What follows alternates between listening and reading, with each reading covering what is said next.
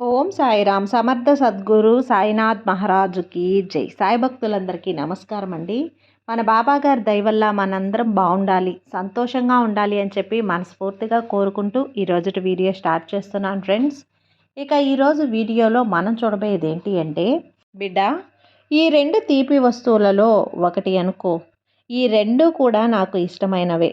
ఈ రెండిటిలో ఒకటి అనుకున్న నీకు ఉన్న కష్టం, అలాగే రాబోయే శుభవార్త అనేది ఏంటో చెప్తాను వినిబిడ్డ అని చెప్పి బాబాగారు అయితే మనకు ఒక మంచి సందేశాన్ని అయితే తీసుకొచ్చేసారండి.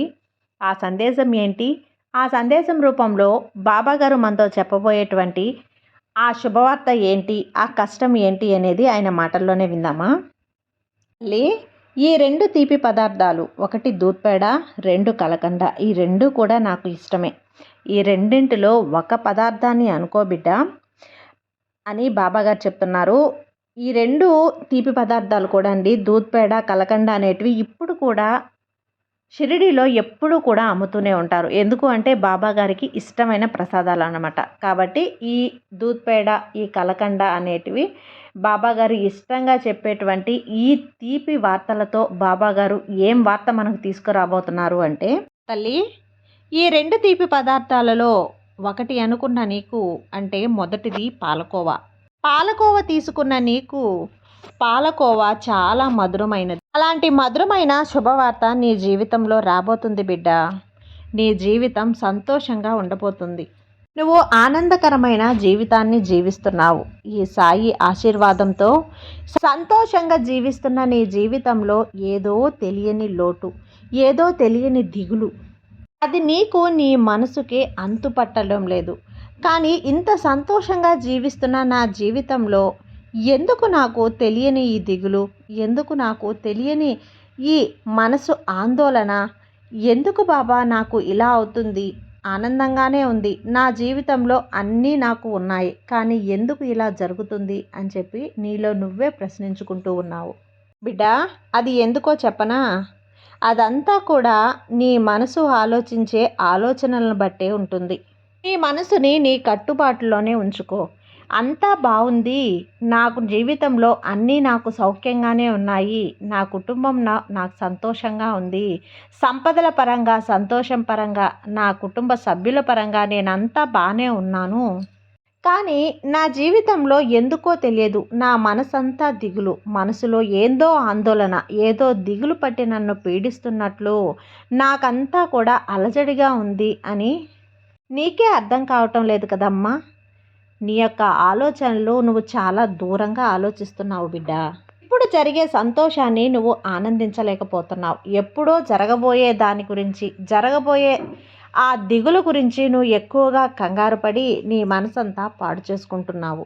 గతం గురించి నువ్వు ఎక్కువగా ఆలోచించవు, కానీ రాబోయే కాలంలో ఇలాగే ఇంతే సంతోషంగా ఉంటానా, ఇదే సౌకర్యాలు, ఇదే ఆర్థిక పరిస్థితి నా జీవితంలో కొనసాగుతాయా లేదా అనే ఆలోచనే నువ్వు ఎక్కువగా చేస్తూ ఉంటావు. జరిగిపోయిన కాలాన్ని తీసుకురాలేవు, అలాగే జరగబోయే దాని గురించి నీకు తెలియదు. జరుగుతున్న దాని గురించి నువ్వు సంతోషంగా ఉండాలి తప్పితే ఇలా దిగులు పడుతూ ఆ ఉన్న ఆనందాన్ని కూడా నువ్వు ఆనందించలేకపోతే ఎలా చెప్పు. జరుగుతున్న సందర్భాలని, జరుగుతున్న కార్యాలని అవన్నీ కూడా నువ్వు ఆస్వాదించి నీ జీవితాన్ని ఆనందంగా ఉంచుకో. అలా కాకుండా రాబోయే రోజుల గురించి ఆలోచిస్తూ ఆ బాధ అనేది ఎక్కువగా వస్తుందా, నాకు బాధ అనేది లేకుండా సంతోషంగా ఉంటానా అనే బాధని ఇప్పుడే తలుచుకొని నువ్వు చాలా బాధపడుతున్నావు. కాబట్టి ఇవన్నీ కూడా నువ్వు మర్చిపోయి, పాలకోవ తాకిన నీ జీవితం, పాలకోవ ఎంతైతే మధురంగా ఉంటుందో నీ జీవితం కూడా అంతే మధురంగా ఉంది. కాబట్టి దాన్ని పూర్తిగా ఆస్వాదించి సంతోషించు. ఈ జీవితంలో అన్ని సంతోషాలే, అలాగే అన్ని వసతులు, అన్ని ఆనందాలు నిండి ఉన్నాయి. రాబోయే కాలం కూడా నీకు సంతోషంగానే ఉంటుంది. భవిష్యత్తు గురించే కదా నీకు ఇంత ఆలోచన. ఎలాంటి దిగులు లేదు బిడ్డ, అంతా ఆనందంగానే ఉంది. ఎలాంటి దిగులు లేకుండా నీ జీవితాన్ని కొనసాగిస్తూ అలాగే ఆనందంగా ఉంటావు. నీ జీవితానికి ఈ సాయి ఆశీర్వాదం ఎప్పుడూ ఉంటుంది. తల్లి, నువ్వు నలుగురికి ఏదో ఒక విధంగా సహాయం చేస్తూ ఉండు. నీ నిరంతరమైన ఆనందం అలాగే నిలిచి ఉంటుంది. ఏదో ఒకటి ఏ సమయంలోనైనా సరే నీకు తోచిన సహాయం కూడో గుడ్డో మంచో మాటో ఏదైనా సరే నీకు తోచినంతలో నీకు అనిపించినంతలో సహాయం చేశావు అంటే భగవంతుడు ఎప్పుడూ మంచి స్థాయిలోనే ఉంచుతాడు. ఈ పాలకోవలాగా ఈ పాలకోవలో ఉన్న మధురమైన పదార్థంలాగే నీ జీవితంలో కూడా ఎప్పుడు సంతోషాలతో సంతోషపు క్షణాలతో నిండి ఉంటుంది. నీ ఊహకందని విధంగా నీ జీవితంలో ఆనందపు క్షణాలు కొనసాగుతూనే ఉంటాయి. ఎలాంటి దిగులు లేదు తల్లి.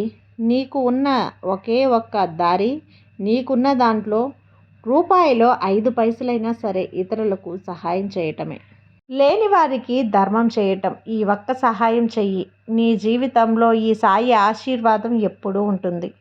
దీర్ఘ ఆలోచనలు కాకుండా ఇప్పుడు జరుగుతున్న ఆలోచనలతో ఇప్పుడు జరుగుతున్న పరిస్థితులతో ఆనందించి సంతోషంగా ఉండు. సమయం వచ్చినప్పుడు అలాగే సమస్యలు వచ్చినప్పుడు పరిష్కారాన్ని మాత్రమే వెతుకు. ఏమీ లేని సమయంలో అలాగే సంతోషకరమైన సమయంలో ఏదేదో ఆలోచించి నీ మనసును పాడు చేసుకోవద్దు తల్లి. పాలకోవలాగానే నీ జీవితం మరింత తీయదనంగా మరింత మధురంగా తయారు చేసే బాధ్యత నాది అని చెప్పి బాబాగారు పాలకోవ తాకిన తన భక్తులకు బాబాగారు అయితే చెప్తున్నారండి. ఇక కలకండను ఎవరైతే తాకారో వాళ్ళకి బాబాగారు అందిస్తున్న సందేశం ఏంటి అంటే, కలకండ అంటే కూడా నాకు ఇష్టమైన తీపి పదార్థం. ఈ కలకండ తాకిన నీకు నువ్వు నీ జీవితంలో ఎక్కువగా ఆలోచిస్తూ ఉన్నావు. నేను అనుకున్నటువంటి పని జరుగుతుందా లేదా, నేను కోరుకున్న కోరిక అనేది నెరవేరుతుందా లేదా అనే ఆలోచన ఎక్కువగా ఉంది. దేనికోసమైతే నువ్వు ఆరాటపడుతూ ఉన్నావో, ఏదైతే నువ్వు జరగాలి అనుకుంటూ ఉన్నావో అది కూడా నేను చెప్తాను. ఎంతకాలమైనా సంతానం కలగలేదని, అలాగే ఉద్యోగం అనేది రాలేదు అని, నీ బిడ్డ పెళ్ళి సక్రమంగా కుదరటం లేదని, నువ్వు కోరుకున్న కోరికలు కూడా ఒక్కటి కూడా తీరటం లేదు అనే కదా నీ మన ఆలోచనలో ఎక్కువగా నువ్వు ఉన్నావు. నువ్వు చేయవలసింది ఒకే ఒక్కటమ్మా. ఆ ఒక్కటి ఏంటి అంటే, ఈ కలకండను నువ్వు 10 మందికి పంచి చూడు. ఇలా పంచడం వల్ల నీకు గురుబలం పెరిగి నీకు జరగాల్సిన పనులన్నీ కూడా సవ్యంగా జరుగుతాయి. నీకున్నటువంటి గురుబలం అది తగ్గిపోయి నీకు బలం లేక నువ్వు చేయాల్సినటువంటి నీ సొంత ఇంటి కళ, అలాగే ఉద్యోగం, మీ అమ్మాయి పెళ్ళి, సంతాన ప్రాబ్లమ్స్ ఇలాంటివన్నీ కూడా నీకు జరుగుతూ ఉన్నాయి. నువ్వు ఏదైతే కోరుకున్న కోరిక తీరలేదు అని బాధపడుతున్నావో దానికి గల కారణం కూడా గురుబలం తగ్గడమే. ఆ గురుబలాన్ని నువ్వు పెంచుకునేందుకు నాకు ఇష్టమైనటువంటి ఈ కలకండను 10 మందికి పంచిపెట్టు.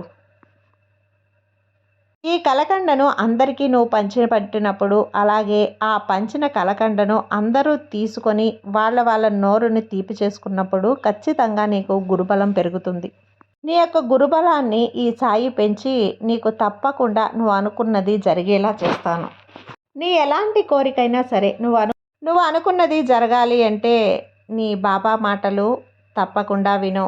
నీ బాబా పాటల నమ్మకంతో విన్నావు అంటే నీకు అంతా మంచే జరుగుతుంది.